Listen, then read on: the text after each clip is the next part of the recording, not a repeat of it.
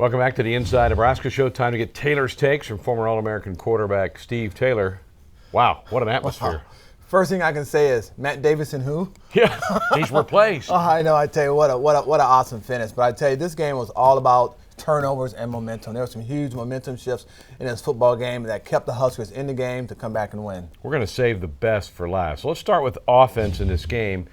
And the Huskers are dealing with some big-time injuries right now. They also gave up the ball 4 times, 4 turnovers in the game. Let's talk about the offense. You know, you talk about this, the team in its totality. Bo Pelini has always prepared his team to come back and play after a devastating loss, and they did just that today. And I think with this quarterback formula, with Kellogg and Tommy Armstrong coming off and rotating, is going to keep the momentum going, and that's going to get some Huskers some really good solid wins and some enthusiasm. Today was the best day for Tommy running the ball. What did you see from him? You know, you saw a young quarterback today struggle trying to throw the football. He had a couple of crucial INTs, but they stayed with him. He came back and still made some good plays. I love the way he runs the options. He's running it with authority. He's getting north and south. He's attacking the defender, keeping them on their toes. So I think with this good balance that we have as far as him rushing the football and running the option and Kellogg coming off and helping with the passing game. Let's go defense next. Northwestern kind of had their way in the first quarter and a few minutes of the second quarter, but then it flipped and Northwestern couldn't do a thing. You know, you have to give the defensive squad credit. Papuchis did a great job of making adjustments the second half. They pretty much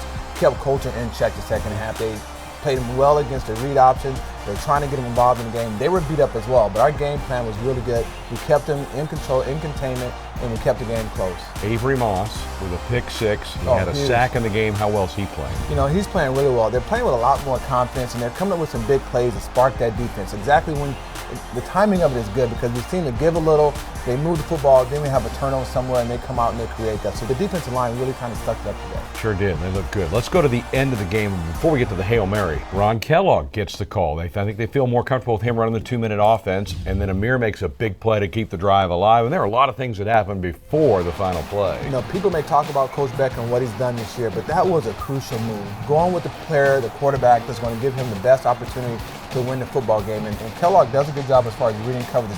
He was the right person for the job, and it was a textbook, ideal Hail Mary. Get someone behind you, throw a deep pass, tip it, and they came away with the win.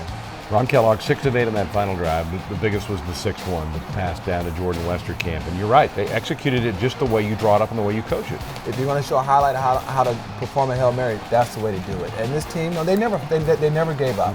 Huge win. Huskers get it done 27-24. Great stuff as always from Steve Taylor. When we come back, a volleyball update with head coach John Cook.